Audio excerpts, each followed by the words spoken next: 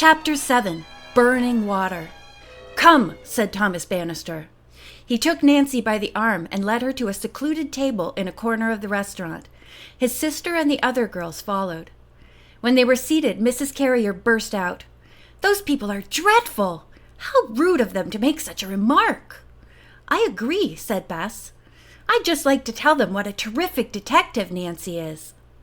George recommended that they forget all about the Aldrins. "We don't even know if they're honest," she remarked.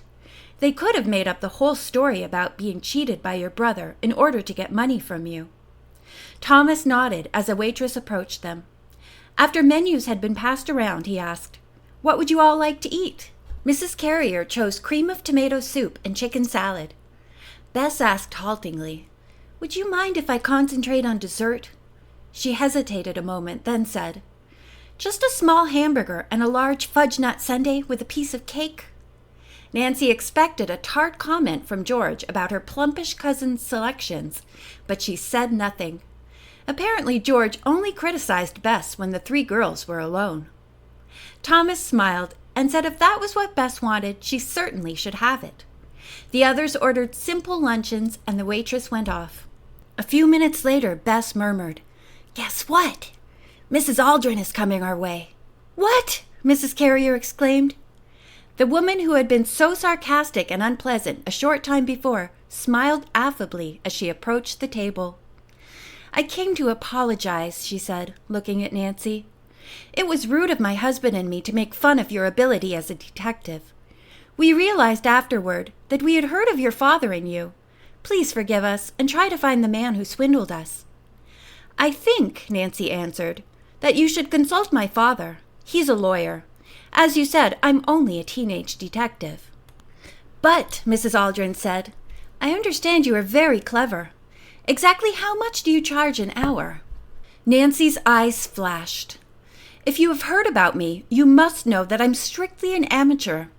I work on mysteries because I enjoy them and do not accept money for solving them. I still say you should consult my father. Yours is a legal matter." Mrs. Aldrin seemed lost for an answer.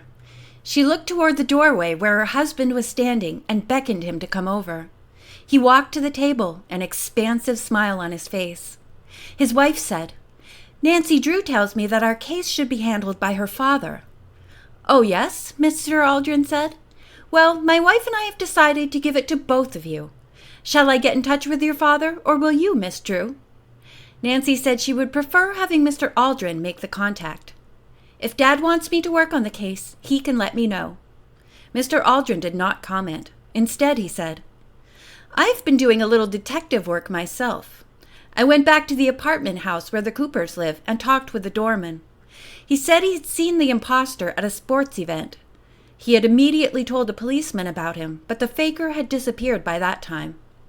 Although Nancy felt that this was a very slim clue, she remarked, "Perhaps the doorman will see the suspect again and have him arrested." Thomas spoke up. "If we hear anything about Raleigh's whereabouts, we'll get in touch with you. I have your card, so I know where to find you." The Aldrins went off when the waitress appeared with a tray of food. While eating, Nancy and her friends tried not to talk about the mystery, but it kept popping up. Finally, Nancy said, "Do you think that perhaps Raleigh comes back to his house at night when he is sure no one will be around?" "It's possible," Thomas replied. "Tell you what, suppose we go out there tonight. I'll pick you up at 8 o'clock. "Great," Nancy said. "We'll be ready." When the girls reached their motel room, Nancy received a telephone call from Thomas Banister. He said a business matter had come up and he would be unable to take the group to his brother's house that evening. "Perhaps we can make it tomorrow night," he suggested. "I'll call you." A few minutes later, the phone rang again. Nancy answered. "Ned!" she cried out in delight. "Hi, how is everything?" he asked. Nancy was fond of the tall, handsome football player from Emerson College and dated him almost exclusively. "How did you find out I was here?" "From Mrs. Gruen," Ned replied. "I left home in such a hurry I didn't have time to let you know," Nancy said. "And since I've been here, it seems as if every minute has been taken up with the new mystery." She was surprised and pleased when Ned announced that he and Bert and Dave, George's and Bess's favorite dates, We're free that evening and would like to drive over." "Wonderful," Nancy said. "Will you stay overnight?" Ned thought that this would be best, since it was rather a long distance from where the boys were working.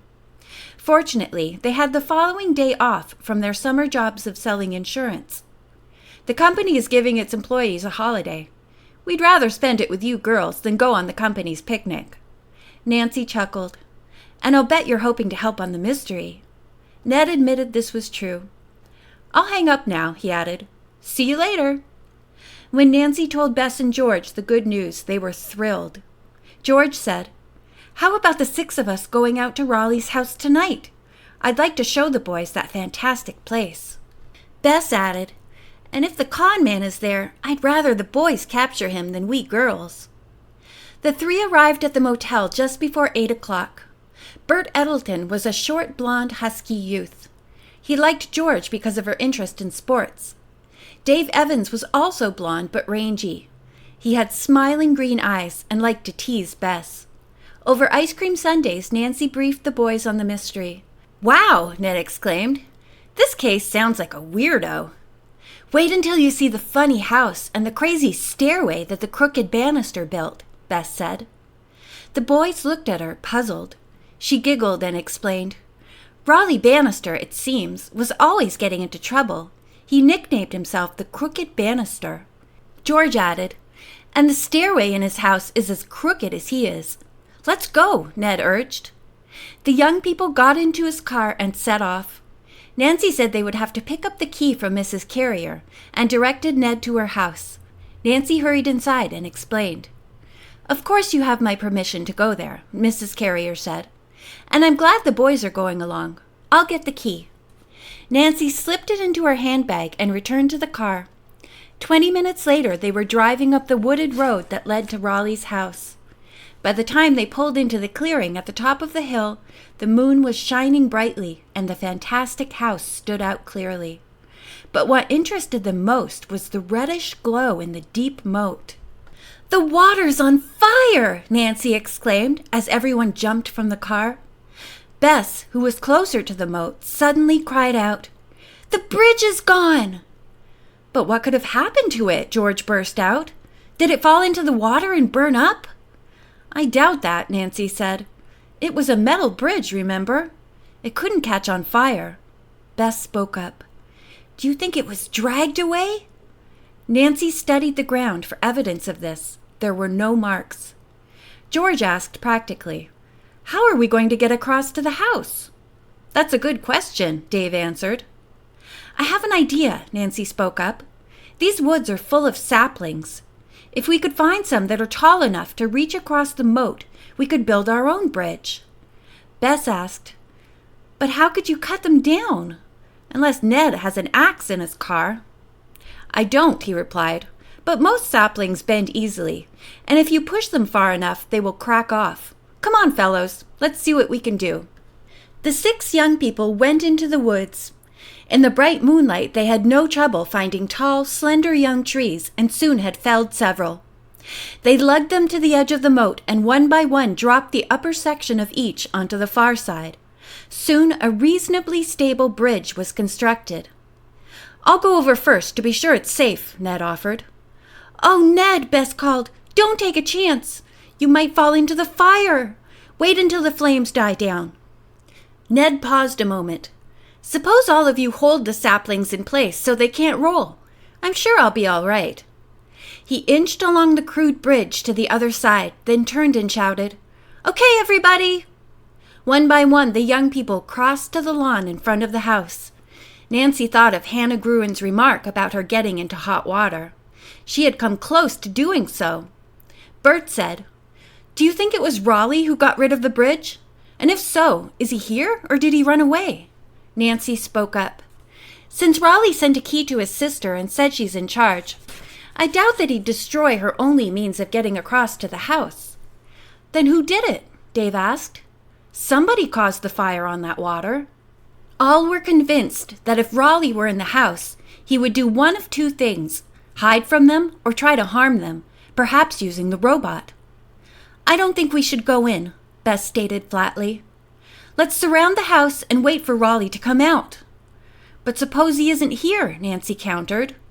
You know, all this might have been done by someone else, either a pal or an enemy of his. After debating what to do, Ned suggested that they take a vote as to whether they would enter the house or not. There were 5 votes for going inside, and only 1 for staying outdoors. That was Bess's. Nancy inserted the key into the front door lock, and Ned pushed it open. Without stepping inside, Nancy reached around to turn on the switch of the hall light. No one was in sight, and the robot did not appear. Hearing a slight sound in back of the group, Bert looked over his shoulder. The next instant he yelled, "Look! A man is running away from here!" The others turned in time to see a tall figure in a raincoat and hat pulled low. He reached the moat and started across the sapling bridge. "That must be Raleigh!" George cried out. A fearful thought came to Bess. "He may ruin our bridge, and we'll never get away from here." All the young people rushed toward the saplings, ready to hold them down, should the man try to remove them. The fellow looked back once, but did not pause. He reached the other side of the moat and plunged into the woods. "After him," Ned ordered. "You girls stay here. Come on, boys. We must catch that man." End of chapter 7.